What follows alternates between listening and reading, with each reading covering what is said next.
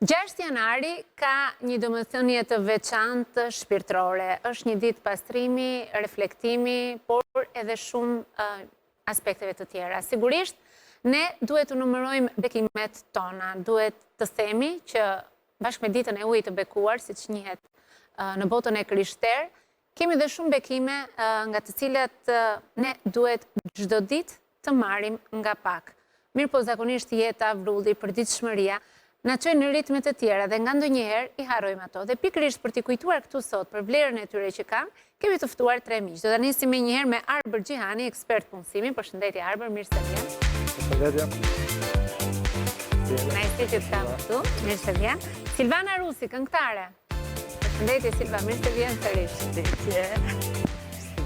Mirë që të kam dhe njëherë këtu. Dhe vazhdojmë me Miron Çako, teolog, mik, që sot ka ardhur sërish për të disatën herë, sa herë që ne na duhen mendime të forta ekspertësh për të kuptuar kuptimin e vërtetë të disa ditëve të rëndësishme shumë që na sjellin gjithmonë pranë ndjesisë, të besimit, të bekimeve që kemi në jetë, po jo vetëm kaq, sepse njerëzit, siç e thash edhe pak më parë, nga ndonjëherë vrapojnë dhe nuk e kuptojmë vlerën e vërtetë të gjërave që i kemi fare pranë dhe nuk na kushtojnë as para dhe as gjë për t'i patur ato. Megjithatë, që të mbrim në bisedën tonë sot, ne do të ndjekim një insert që kemi bërë gati, siç e thash edhe pak më parë sot, edhe pse ka qenë një ditë me shi, me shtrëngata, në qytete bregdetare, apo ku ka patur liçena, apo ku ka patur lumenj, të gjitha ata të rinj të apasionuar nuk kanë hezituar të hidhen ujë për të kapur kryqin, një, po themi, shenjë simbolike shumë e fortë e kësaj dite. Dhe ndërkohë do t'i ndjekim të gjitha të përmbledhura në një insert që i kemi bërë gati tani.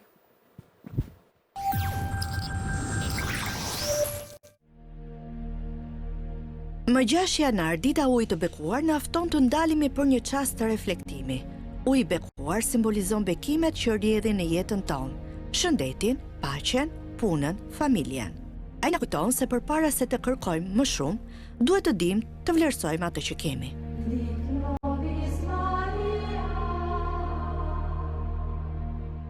Ashtu si uji pastron trupin, dhe kjo ditë na fton të pastrojmë mendjen dhe zemrën nga pesha e së shkuarës.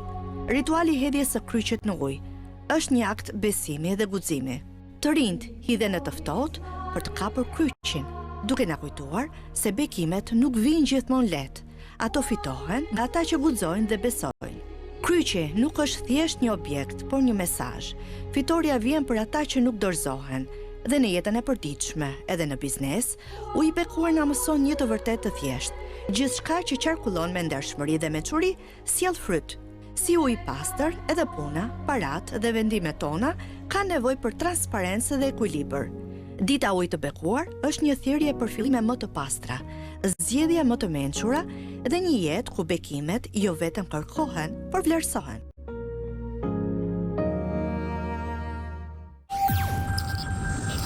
E nis me njerë me Mironin për të kuptuar nëse kemi bërë siç duhet të insert apo jo, apo nga ana e asaj sqarimit të duhur për të kuptuar rëndësinë e vërtetë që ka 6 janari në botën e krishterë, duhet të thënë kjo gjë. Po bukur e kishit bërë, 6 janari është një kremte zotërore, i themi ne kushtuar Zotit Jezu Krisht, të cilën ne kujtuam më 25 dhjetor, që erdhi si foshnjë midis ratës njerëzore, por në 6 janar ai u shfaq si një burr moshës së pjekurisë, moshën 30 vjeçe, për të pagzuar në lumin Jordan. Kjo përsëritet në mënyrë iskenike nga kisha, dhe siç e thatë edhe juve dhe në insert, hidhet kryqi që është shenja e Krishtit, ose shenja e birit të njeriut, dhe me hedhjen e kryqit kisha bekon në emër të Krishtit, bekon ujërat. Kjo është një ngjarje që nuk është vetëm për të krishterët, sepse uji është një element bazik i jetës për të gjithë njerëzit, dhe duhet dim se neve jetojmë nëpërmjet ujit. Sot, në mos gabohem unë, më fal. Po. Këtë janë imazhe nga dita e sotme, çfarë po ndodh sot në fakt në kisha të ndryshme të mundit. Në disa kisha ose disa vende nuk u ol dot, për shembull sepse ishin planifikuar për shkak të motit shumë të keq, por në Berat është hedhur, në Vlorë e pash ishte hedhur. po edhe në Vlorë, në Durrës mendoj se jo. Nuk është hedhur sot. Në Durrës nuk është hedhur sot. Nuk është hedhur sepse ishte një kohë shumë e keqe. Por bekoj Zotin nga lartë. Tamam, me shumë. Si shna bekoj dhe këtu në Tiranë, me bullok me ujë. Pra, problemi është, ujna duhet, pavarësisht se ndonjëherë na bezdis, po ujna duhet duke parë se na duhet për nesër. Çështja është që kjo është një ngjarje madhe, kozmike, që shenjtërojnë ujërat dhe shenjtërohet natyra, por në mënyrë të veçantë njeriu, që është kurora e kësaj bote. Dhe ne të krishterët ortodoks, në këtë ditë kujtojmë dhe pagëzimin që kemi bërë me Krishtin. Sepse pagëzimi i Krishtit ishte një thirrje për pagëzimin e çdo njeriu, sipas dëshirës kuptohet, dhe pagëzimi është vdekja dhe ngjalljen në Krishtin. Dhe uji i bekuar që merret sot është një bekim që ne marrim dhe e çojmë në shtëpi tona. Sot bekon të gjithë shtëpitë të krishterëve, ata që duan, madje e mbajnë gjatë gjithë vitit dhe uji i bekuar nuk prishet. Ky është një fakt jo thjesht alegorik, është një fakt shkencor. Pse them shkencor? Sepse çdo kush mund të ekzaminojë ujin e bekuar të 6 janarit, që e bekon Kisha Ortodokse, ai nuk prishet, nuk korruptohet, nuk vjen erë, siç ujërat e tjerë që pavarësisht janë të freskët. Po të mbajnë një vit pra të mbyllura nuk. Jo, vetëm mos ta vulloj sa asgjë tjetër. Dhe kjo është një fakt që tregon se Perëndia na jep një shenjë që ai ekziston, ose ajo bota e përtejme, bota shpirtërore. E mbi të gjitha, për ta mbyllur atë fjalën e parë, shpjegimin e parë, kjo prek të gjithë njerëzit. Gjithë neve kemi nevojë për bekim, siç e filluat ju me insertin. Bekimet nuk vijnë nga asgjëja. A priori, bekimet vijnë nga dikush dhe si thotë në Bibël, çdo gjë e mirë vjen prej atit të dritave, prej Perëndisë. Dhe sot bekohet të gjithë natyra dhe ata njerëz që duan bekimin, kuptohet. Si mund të jetojmë këtë ditë ne, jo vetëm si një traditë, pra si që tha Mironi duke shpjeguar qartësisht nga ana e rëndësishme kalendarike, po si një ditë pastrimi, si një ditë shpirtërore, si një ditë reflektimi me veten tonë tek e fundit. Pikërisht, dhe në fakt unë besoj shumë tek forca apo tek fuqia dhe energjia që gjithkush ka për brenda dhe do duhet që normalisht të bëj një reflektim për të kuptuar pak ato çfarë lam pas vitin e kaluar dhe normalisht në të fillim vitit të ri për të pasur një qasje më pozitive, për të larguar, le të themi, negativitetin duke ja lënë vitit të kaluar dhe për të hyrë në fillimet të reja. Në fillimet të reja pikë së pari për veten dhe më pas edhe për ato çfarë ne kemi pritshmëri mbi veten tonë. Normalisht që uji bekuar na bekon së pari ne për shëndet, na bekon për punë, na bekon për të pasur bollëk në familje dhe për të vlerësuar ato çfarë realisht ne kemi afër. Kjo është edhe thelbi, sipas pikpamjes time, ritualit të ujit të bekuar. Pra kemi si jetë vetëm një traditë, po të jetë një ndjesi personale. Pikërisht, unë e lidh shumë me individin, më tepër se sa me një traditë të trashëguar, pasi ka qenë një ritual i nisur fillimisht si një ritual pagan i lidhur me pjesën e agrikulturës, rinovimeve të mbjedhave e tjerë dhe më pas u kalua dhe nga feja si një ritual bekimi për çdo besimtar. Për këtë arsye mendoj se do duhet të kemi reflektim për të rinisur, për të bërë një nisje të re më pozitive dhe pavarësisht se shpeshherë hymë në një rreth vicioz dhe vazhdojmë të bëjmë të njëjtat gabime dhe në vitin që na pret, por do duhet që realisht të reflektojmë për të kuptuar çfarë është bërë dhe çfarë na pret për të bërë më tutje. Silva, si e kalove një herë vitin e ri, festa, ta u lodhe, se ti këtu ke qenë herën e fundit për të folur mes mikeshash dhe muzike? Vitin e ri e kam kaluar në punë, si çdo vit që u bën tani 10 vite që e kaloj në punë. Kalova shumë bukur në fakt, njerëzit u kënaqën dhe unë bashkë me ata. Gjëra të mira patëm. O ndjeve e bekuar ti, a ndikon besimi dhe mirënjohja që ti ke vetë si individ në muzikën tënde dhe në punën që ti bën? Unë, Fjodora, jam i përkas besimit musliman, jam muslimane, sigurisht që dua t'ju uroj edhe të gjithë besimtarëve katolik të fesë dhe krishterë dhe ortodoks. Kanë sot. Unë besoj dhe sigurisht ky besimi mendoj që më ka sjellë shumë të mira deri sot ku jam dhe besoj që besimi duhet patjetër tek çdo individ, besimi në Zot, nuk ka rëndësi se cilës fes mund t'i përkas, rëndësishme është që të besohet. Dhe ajo është për mua është Mendon që arti dhe muzika ndikon më tepër që njerëzit të vlerësojnë bekimet që kanë në jetën e tyre, pra mendoj që arti dhe muzika ndikojnë më shumë për të plotësuar pak atë energjinë pozitive në shpirt për gjithë secilin, por nuk besoj se ndikon shumë tek besimi, arti dhe muzika. Por në fund të ditës mjafton të ketë besim, nuk ka rëndësi pastaj sa do dëgjosh muzika apo jo. Miron, bekimet tona dhe atë që të paktën besimi na mëson duhet i numërojmë vetëm një ditë në vit, siç është dita e sotme që na e vënë pa, apo duhet ti kërkojmë ato nga pak në ditët tona dhe në hapësirat që na jepen në jetë? Pyetja është shumë e mirë, po do më lejosh të sqaroj pak. Dëgjova që uji i bekuar është një fest pagane. Nuk është kështu. Nuk është fest pagane, pavarësisht se paganizmi e ka përdorur ujin si një rit pastrimi. Por uji i bekuar që neve e përjetojmë në datën 6 janar është vendosur nga kisha.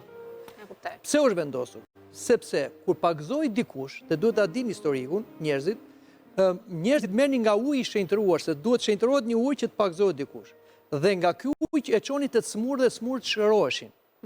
Atëre doli nevoja që të marrin ujë të bekuar njerëzit për ta pasur si bekim dhe shërim në shtëpitë e tyre. Dhe kështu doli që të kemi një ditë duke lidhur me pagëzimin e Krishtit, që është një ngjarje historike, që të merret ujë bekuar. Duhet di se në Jeruzalem, kur bëhet shenjtërimi i ujit të Jordanit, dhe bëhet 13 ditë mbrapa sepse ata kanë kalendarin julian, ndodh ky fenomen. Jordani kthehet mbrapa. Nga ndje nga buron, sepse Jordani del nga liçeni Galile dhe shkon në detin e vdekur. Kur pagëzua Krishti, Jordani u kthye prapë. Ktheu, si them, sepse mbas mëkatit të Adamit, njeriu e çoi jetën drejt vdekjes. Me ardhjen e Krishtit që Adami i dytë për shlyer mëkatin e Adamit e çoi përsëri jetën drejt burimit që është Perëndia. Tani vim tek bekimet. Bekimet nuk janë një ditë, sepse dhe jeta jonë nuk është një ditë. Bekimet duhet të jenë çdo ditë. Por, siç e thash, bekimet nuk vijnë nga hiçi. Neve për vit të ri, ne urojmë shumë njëri tjetrin. Mbarësi është fjala që përdorim më shumë. Mbarësi dhe bekime. Po, shëndet, mbarësi, para, vit të bekuar. Sepse e kujtojmë se jeta bëhet gjithmonë me para. Por, edhe ata që kanë parat me tepri, thonë që prapë janë të lumtur, që tregojnë që para nuk është gjithçka. Prandaj thuhet shëndet dhe para. Por, çështja është që nuk vijnë thjesht këto bekime vetëm nga urimet. Nuk vijnë. Se po t'ishte ashtu, urimet që kemi dhënë do na bëjnë bërë shumë të lumtur të gjithë. Po ndodh që kalojnë ato ditët e euforisë të vitit të ri dhe fillojnë ditët e zakonshme dhe fillojnë përsëri të kemi të njëjta probleme. Pse? Bekimet thash që vijnë nga ai që sjell bekime, që është një qenie e lumtur dhe pushtetshme, që është Zoti, dhe kur njerëzit luten Zotit dhe bëjnë porositë e Zotit, kjo merr energji. Feja ka ndikuar historikisht. Unë jam artist sepse kam mbaruar Akademinë e Arteve dhe e di ç'do të thot art në që frymëzim që ka jo thjesht nga natyra, por nga besimi. Vepra më të mëdha të artit, në muzikë, në pikturë, në skulpturë, në arkitekturë bën nga feja.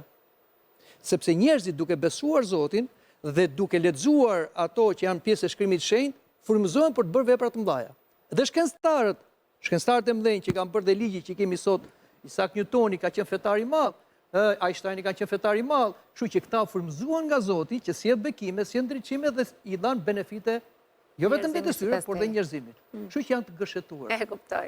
Arber, nga përvoja jote personale, në lidhje me pjesën e punës dhe po themi asaj që është më e rëndësishme, duhet të vlerësojmë shëndetin dhe mundësitë që na jepen, apo thjesht të punojmë dhe të përpiqemi për më mirë? Jo, shëndeti së pari është diçka që nuk mendoj se ka negocim. Pra do duhet që gjithkush së pari të vlerësoj ato që ka, për sa i përket anës shëndetësore, dhe normalisht do duhet që të japi gjithmonë maksimumin e tij për të mbrojtur të paktën këtë pasuri që shpesh herë ne harrojmë ta vlerësojmë dhe vetëm në momentin kur nuk e kemi atëherë ja dim kimetin. Por është vënë re se shpesh herë rinisja e një viti të ri apo fillimi i një viti të ri sjell shumë pritshmëri në vetveten tonë dhe normalisht që duam të sprovohemi, të stërmundohemi. Me patjetër. Është një fakt fatikisht që shpjegohet edhe nga psikologjia që shpeshherë në fund vitet janë dhe ndryshimet më të mëdha për sa i përket edhe marrëdhënieve kontraktuale të punës. Kemi dorëheqje të cilat shtohen në numër për të filluar një eksperiencë të re apo ndoshta dhe iniciativa për sipërmarrje të cilat fillojnë me atë muajt e parë apo fillimet e vitit të ri. Normalisht kjo tregon se është një cikël i cili kërkon të përmbushet. Dhe normalisht ne gjithmonë më tepër duam që ta përmirësojmë këtë cikël nga e kaluara dhe kemi pritshmëri në veten tonë. Çfarë numëron si bekimet të tua ti nëse do t'i kthehesh pak gjërave që keni jetë? Siç e përmenda më herët, është shëndeti në radhë të parë, familja dhe më pas puna. Puna besoj është fryti i asaj çfarë gjithsekush investon apo mbjell, sepse normalisht është një kthim i investimit tënd dhe gjithkush i cili investohet, mundohet, apo me ndeshmëri dhe me bazat të forta, qoftë morale apo qoftë edhe ideologjike, arrin që të përcjell tek pala tjetër atë çfarë realisht ai don të transmetojë, do të marrë mbrapsht dhe ato frutet të cilat i takon. Kështu që me punën mendoj se shpeshherë ne harxojmë shumë energji, më shumë se sa energji që duhet të investojmë në punë, për të sprovuar, për të treguar që ne mund t'ja dalim, ndoshta edhe për të rënë në sy, për të folur pak me gjuhë popullore, por harrojmë që do duhet të gjejmë më tepër kohën për familjen dhe për shëndetin. Kjo është ajo çfarë realisht do duhet të vlerësohet sot. Silvana, ti çfarë shikon si bekimet tua, bekime në jetën tënde dhe bekimet të cilat i harron me përditshmërinë, po që unë në fakt jam shumë e bekuar dhe ndihem mjaft mirë me gjërat që jeta më ka sjellë deri sot. Puna që bëj në radhë të parë është bekim për mua, sepse është një gjë që unë e bëj me dëshirë shumë të madhe dhe me dashuri, pastaj shëndetin mbi të gjitha, se duket pak klishe, të gjithë e duan shëndetin. Deri më sot, faleminderit Zotit, kam qenë shumë mirë në këtë pjesë, me shëndetin, me punën, karriera, këto familja ka qenë shumë mirë. Për fat. Me fat. Miron, të kam pyetur gjithmonë për domethënien e gjithë ngjarjeve të rëndësishme të cilat janë atë kalendarin e besimit të krishterë. Po s'të kam pyetur ndonjëherë për veten tënde, ti si e përjeton faktin që bën një punë në të cilën beson shumë dhe ndoshta çdo ditë përjeton të njëjtën ndjesi në lidhje me atë që ti bën? Personalisht jam i bekuar pse? Sepse Zoti më thiri në një moment të jetës time, madje në fortunë. Unë e kam thënë herë tjetër, po se them vetëm unë atë, Zoti njihet në fortunë. Atje ku ti s'ke më shpresë. Atje shfaqet Zoti, thotë jam unë.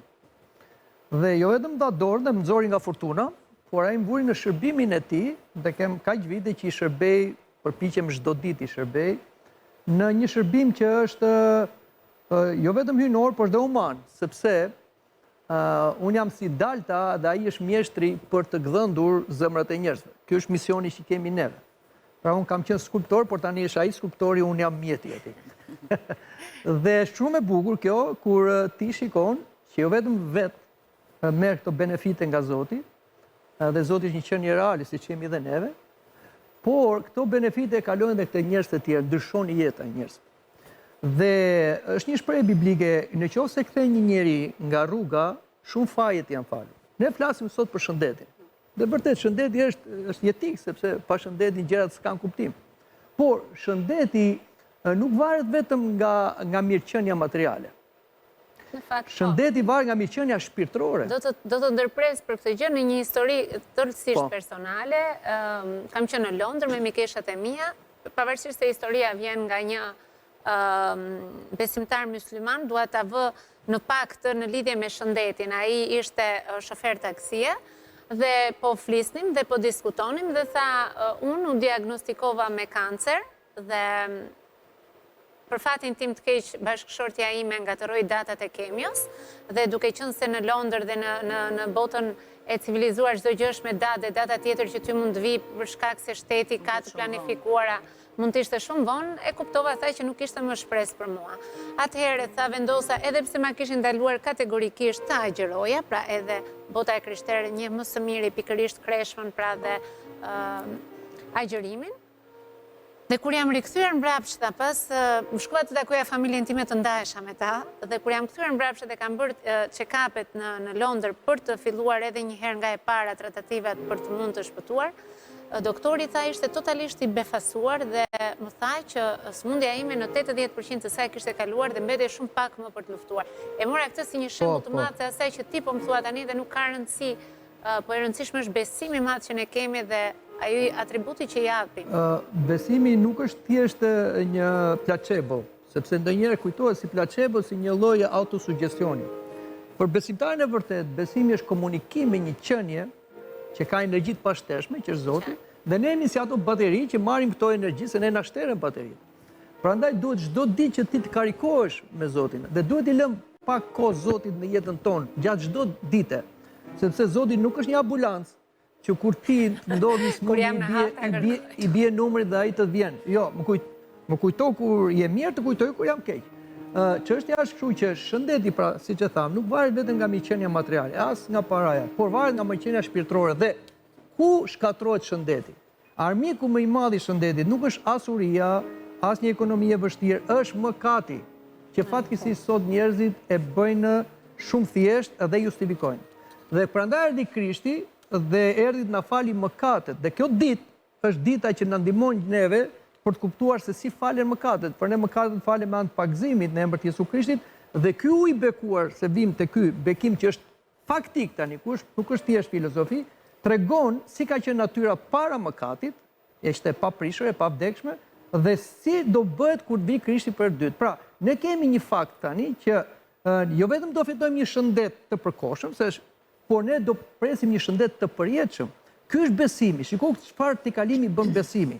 Domethënë te kalon ato që duken gjëra të kohës. Prandaj njëri që beson shikon shumë larg. Ka atë shqisën e 6 që i themi që të tjerët nuk e kanë. Prandaj edhe ndonjëherë besimtari nuk kuptohet, si një njeri që shikon nuk kuptohet nga të verbrit. Por besimi e ka çuar historinë tonë njerëzore deri sot. Thuhet një shprehje që është e njohur, e thot Plutarku, nuk ka qytetërim pa tempull. Nuk mund të ketë qytetërim dhe të vazhdoj qytetërim pa besimin në Zotin. Arber, se sigurisht aty kemi atë pjesën teologjike të pastër. Nga ana jote, ajo që më ngacmoi nga përgjigja e Mironit ishte pikërisht kjo. Ti në profesion je një ekspert punësimi. Po në fakt është me të vërtetë ajo që ke dashur të bësh gjithmonë? Në fakt, ajo çfarë unë bëj nuk ka lidhje me ato çfarë kam studiuar. Në kam zgjedhur të bëj një punë që në sprovën e parë më dha kënaqësi, më dha me patjetër. Konsideron një talent. Dhe u investova më pas në të dhe besoj se kam arritur të marr frutet mbrapsht të investimit tim, pasi karriera ka qenë e qëndrueshme, e vazhdueshme dhe me benefitet e saj me patjetër. Mendoj se gjithkush do duhet të ketë nevojë që të reflektojë dhe të kuptojë se çfarë don tek vetja, me patjetër që nuk jam kundra besimit, unë më tepër besoj në vete sesa në Zot dhe në aftësitë që ne duam të transmetojmë. Nëse ne jemi pozitiv, nëse ne jemi me ideologji të pastër dhe nuk tundohemi nga ato çfarë e quajmë mëkate apo sjellje të gabuar, atëherë mundemi që të hyjmë në ato rrugën e duhur dhe në ato rrugë që dhe feja apo besimet fetare të udhëzojnë. Dhe mendoj se në jetën time këto jam përpjekur që të bëj, të sidhem sipas një ideologjie timen pozitive, kaqë të gjithëve dhe të mos shkel parimet e mia në vazhdimsi të punës apo të kontakteve që kemi në përdita me njerëzit. I kemi të treja këndvështrimet këtu sot. Silva, ti, nëse do të t'jepej një mundësi të falenderoje dikës sot, kush do t'ishte ai? Me qenë se është një ditë shumë e rëndësishme. Unë, përkundër asaj që tha, që beson tek vetja dhe jo në Zot. Ai beson tek vetja, po parimet i ka gjitha ato që tha Mironi, që thellë. Unë besoj shumë në Zot, besoj dhe tek vetja ime, dhe për çdo të mirë që kam në jetë, falenderoj vetëm Zotin. Pastaj sigurisht veten apo familjen që të ndihmojnë me këtë pjesën e jashtme, por Zoti është ai që të drejton dhe t'i sjell gjërat. Pastaj ti duhet i bësh. Miron, cili do të ishte urimi që duhet japim sot, sepse duhet ta mbyllim këtë pjesë për ata që e festojnë këtë ditë? Është një urim që unë do të jap në kontekstin fetar, sepse para Patjetër. jam specialist për këto. Krishti thot një fjalë, pa mua nuk bëni dot asgjë. Edhe vitet që neve i kemi, që fillojmë një vit të ri dhe presim vitet tjera, bëhen të bekuara kur ne i lutemi Zotit, por dhe zbatojmë porositë e Zotit. Një nga problemet më dha të shoqërisë së sotme është egocentrizmi. Shoqëria sotme po bëhet shumë egocentrie, po shkërmoqet. Njerëzit po bëhen tepër egoist, secili mendon vetëm për veten dhe kanë një moral dhe një ligj personal. Jo. Shoqëria njerëzore është një trup i madh me shumë qeliza. Prandaj, sa më shumë të heqin dorë nga uni egoist dhe gjithmonë të shikojmë njëri tjetrin si një pjesë e të tërës, dhe mbi të gjitha, thash, një shoqëri pa perëndi ajo ka degraduar. Eksperimenti shqiptarëve ka vërtetuar. Faleminderit për prezencën tuaj këtu sot, edhe ishte kënaqësi që ju kisha në studio sërish sigurisht. Mirë, ne do të shkojmë në hapësirë publicitare dhe do të rikthehemi pas pak në pjesën e tretë të këtij emisioni. Mos u largoni.